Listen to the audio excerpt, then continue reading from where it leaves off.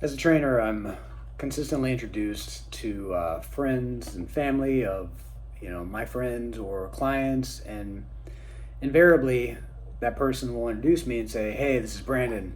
He's a really great trainer. You should totally work with him." And honestly, I always hold back from even introducing myself to a new person, tell them what I do, because usually the conversation will kind of steer towards what the person is doing, and they almost get apologetic on what they're eating or what they're doing, which you shouldn't. I'm the least judgmental person on the planet. I'm definitely not worried about what everybody around me is eating or doing with their fitness. But anyway, back to the story. So people will introduce me and say, "This is Brandon's a great trainer. You should totally work with him." Blah blah blah. Try to sell me, and more often than not, the person will say, "Oh, I'd like to work with a trainer, but I'm just not in shape yet. I got to get in shape before I work with a trainer." And in the beginning, that always kind of confused me because I would think, well, isn't that the point of hiring a trainer, is to help you get in better shape? But then as I started working in the industry longer, I started to understand why people feel that way.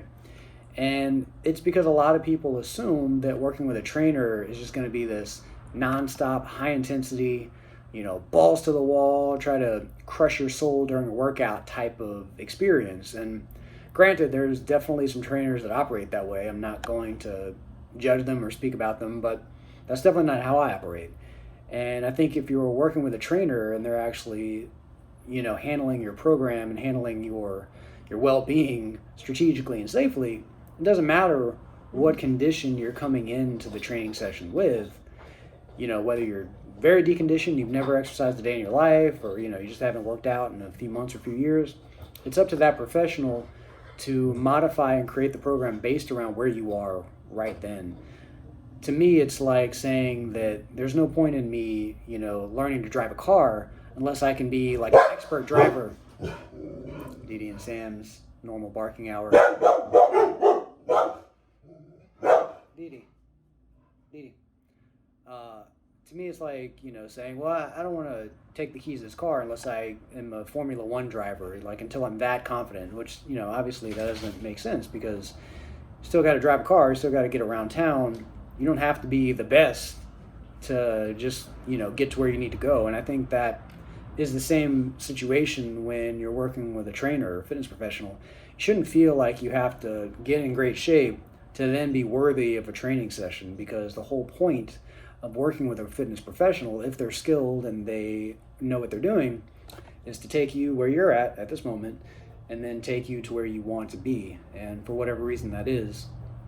But if you feel like that first session is going to be so grueling that there's just no way you can make it without getting yourself ready for it, then either you're working with the wrong professional, because that's not how a real fitness professional should operate, or you're just letting fear kind of get in your way. And I think that's also kind of a subliminal reason that a lot of people say this, is that they say that because it's a good out for them to say, like, well, I probably do want to be in better shape, but I'm not ready to take that next step, so let me take like a little baby step first. And that's cool as long as you actually take that baby step. And we always make reasons or excuses on why we're not ready to do something at this moment. And we always have a list of excuses on why it's not the right time or why you got to put it off a little bit later. But, if you're one of the people that's thinking about hiring a fitness professional, whether it's a personal trainer or a dietary coach or, something like that, then don't feel like you have to be worthy first before you work with that professional. You should assume that that professional knows how to work with you and where you're at. And again, if they don't, and they're trying to stick you into, if you're a square block and they're trying to stick you in like this circular hole, then you need to find another professional, because they're not the right one for you. Sometimes that's the case, and that's okay. But that's all I got for this one. Don't feel like you need to work up to a level to work with a fitness professional, because it's up to that professional's job. It's up to that professional to work with where you are at that moment. So that's all I got for this one. I'll talk to you in the next video.